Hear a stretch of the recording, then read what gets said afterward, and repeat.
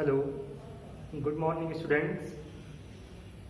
इस लेक्चर में हम क्लास 9 चैप्टर 9 लेक्चर 6 डिस्कस करेंगे। इससे पहले हमने गति के प्रथम और द्वितीय नियम दोनों को पढ़ा था। जैसा कि आप जानते हैं, गति का प्रथम नियम जड़त्व का नियम है और गति का दूसरा नियम बल की परिभाषा देता है। संवेग परिवर्तन की दर को बल कहते हैं। गति का तीसरा नियम, गति का तृतीय नियम, थर्ड लॉ ऑफ मोशन, एक विशेष नियम है जो प्रथम दो नियमों की ही उत्पत्ति है। तो देखते हैं यह नियम क्या कहता है। यह नियम कहता है कि यदि कोई एक वस्तु किसी दूसरी वस्तु पे जितना बल आरोपित करती है, दूसरी वस्तु भी उसी समय पहली वस्तु पर उतना ही बल आरोपित करती है। मान लीजिए ये एक वस्तु है, ये दूसरी वस्तु है। पहली वस्तु ने दूसरे वस्तु पे कोई बल आरोपित किया F, तो दूसरी वस्तु भी उसी समय पहली वस्तु पे आरोपित करेगी बल F। यहाँ यह जरूर हम ध्यान दें कि ये बल तभी आरोपित होंगे जब दोनों वस्तुएं एक दूसरे के संपर्क में आएंगी। ये बस मैं दिशा दिखाने के लिए बता रहा हूँ। यदि ये पहली वस्तु है और ये दूसरी वस्तु है, पहली वस्तु दूसरी वस्तु पे बल लगाती है F1 किस पे 2 पे, और दूसरी उसी समय पहले पे लगाती है F21, तो तृतीय नियम के अनुसार F12 इक्वल टू F21। दोनों बल बराबर होंगे लेकिन दिशाओं में विपरीत होंगे और दोनों बल अलग अलग वस्तुओं पे लगेंगे। उदाहरण से ज्यादा बेहतर हम इसे समझ सकते हैं। जैसे मान लीजिए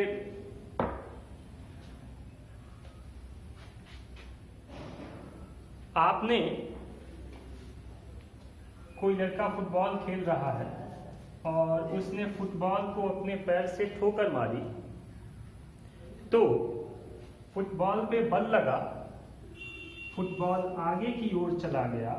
साथ ही ठीक उसी समय खिलाड़ी के पैर पे चोट भी लगती है। आप जितनी तेजी से फुटबॉल को मारेंगे, आपके पैर में उतनी तेजी से चोट भी लगेगी। यानी जितना बल आपने फुटबॉल पे इस दिशा में लगाया, फुटबॉल ने भी उतना ही बल आपको विपरीत दिशा में लगाया। एक दूसरा उदाहरण, जब आप जमीन पे पैदल चलते हो तो पैदल चलने के लिए क्या करते हैं? आप जमीन को अपने पैरों से पीछे की ओर ढकेलते हैं, यानी जमीन पे पीछे की ओर बल लगाते हैं और ठीक उसी समय धरती भी आप पे उतना ही बल विपरीत दिशा में, मतलब आगे की ओर लगाती है और आप आगे की ओर चलते हो। तो गति का तृतीय नियम यही है कि एक वस्तु दूसरी वस्तु पे जितना बल लगाती है, दूसरी वस्तु भी पहले वस्तु पे उतना ही बल विपरीत दिशा में लगाती है। ठीक है, उसी क्षण। एक प्रश्न ये आपको परेशान कर सकता है कि ठीक है, हम तो धरती पे पीछे की ओर बल लगाते हैं तो हम आगे चले जाते हैं, धरती पीछे क्यों नहीं जाती है? तो इसका जवाब देने के लिए दो चीजें हैं। कुछ उदाहरण ले आपके लिए। यहाँ पे द्रव्यमान एक बहुत बड़ा कारक है। जैसे मैंने इस चौक पे एक बल लगाया और चौक को फेंक दिया, तो चौक का द्रव्यमान बहुत कम था और मेरे द्वारा लगाया गया बल उसको आगे भेजने के लिए पर्याप्त था। लेकिन वो चौक जो मेरे पे बल लगाएगा वो मेरे द्रव्यमान को पीछे ढकेलने के लिए पर्याप्त नहीं है। हाँ, लेकिन यदि मैंने बल बहुत तेजी से लगाया होता तो पीछे की ओर जरूर कुछ झटका लगता मुझे। जैसे यदि कोई बंदूक है, ऐसे बना लेते हैं, ठीक है। यदि कोई बंदूक है ये आगे इसे कोई चला रहा है। जब आप गोली चलाते हो बंदूक से तो बंदूक की गोली आगे की ओर निकलती है, ठीक। लेकिन यदि आप किसी बंदूक चलाने वाले व्यक्ति से बात करें तो जैसे ही वो गोली निकलती है आदमी को पीछे की ओर एक झटका लगता है, एक बल लगता है।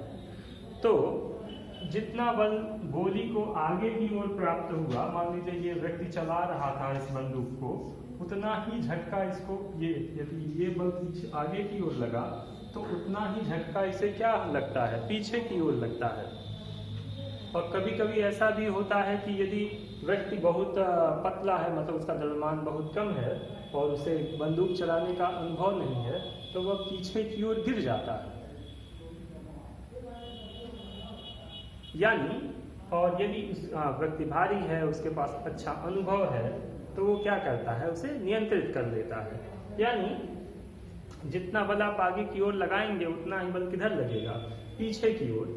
लेकिन यदि वस्तु का द्रव्यमान बहुत ज्यादा है तो उसका अनुभव नहीं होता। वैसे आप जानते हैं बल का F बराबर क्या होता है, ma। तो दोनों पे मान लीजिए दो वस्तुएं हैं, एक का द्रव्यमान m1 है और उस पे तुरंत कितना आया, a1 आया। दूसरी वस्तु का द्रव्यमान m2 है और उस पे तुरंत कितना आया, a2 आया। क्योंकि दोनों बल बराबर है। मान लीजिए गोली का द्रव्यमान m1 और गोली में त्वरण a1। त्वरण मतलब वेग बढ़ने की रफ्तार, वेग बढ़ने का दर। और ये जो आदमी है इसका द्रव्यमान कितना है, m2, और इसका त्वरण कितना है, a2। तो दोनों बल बराबर है, इसलिए यहाँ क्या होगा, m1 a1 बराबर m2 a2। जिसका द्रव्यमान कम है उसका त्वरण ज्यादा होगा और जिसका द्रव्यमान ज्यादा है उसका त्वरण क्या होगा, कम होगा। जैसे आप लिखें यहाँ क्या 10 गुणे 1, तो यहाँ क्या लिखेंगे, या कोई दूसरी संख्या लिखिए 1 गुणे 10। दोनों बराबर है। जिसका द्रव्यमान ज्यादा है उसका त्वरण कम है और जिसका द्रव्यमान कम है m1 है उसका त्वरण कितना है, 10 है। मतलब जिसका द्रव्यमान कम होगा वो ज्यादा वेग और त्वरण प्राप्त करेगा और जिसका द्रव्यमान ज्यादा होगा उस पर वेग या त्वरण का प्रभाव कम होगा। इसी तरह यदि मैं कहूं मैंने इस दीवार को धक्का दिया, ठीक है, मैंने इस दीवार को धक्का दिया तो मेरा बल इतना पर्याप्त नहीं है कि इस दीवार में पर्याप्त त्वरण उत्पन्न कर सके। लेकिन इसका ये मतलब नहीं है कि दीवार ने मेरे पे बल नहीं लगाया। मैंने जिस तरीके से इस पे धक्का दिया मेरे हाथ में चोट का अनुभव हुआ। एक और उदाहरण जो अक्सर पूछा जाता है, जब आप नाव से उतरते हो, नाव पानी में होती है और आपको जमीन से उतरना होता है, तो उतरने के लिए आप क्या करते हैं, नाव पे पीछे की तरफ बल लगाते हैं पैर से और आप जमीन पे कूद जाते हैं। ठीक उसी समय नाव भी थोड़ी पीछे की ओर हट जाती है। ये गति के तृतीय नियम के उदाहरण हैं। एक और, जैसे जब आप क्रिकेट में बॉल को पकड़ते हो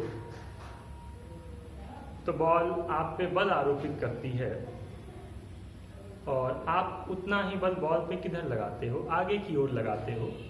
तो यदि आपने अच्छे से नहीं पकड़ा तो वो बॉल टकरा के फिर किधर चली जाती है, आगे की ओर। ये कुछ प्रमुख नियम है।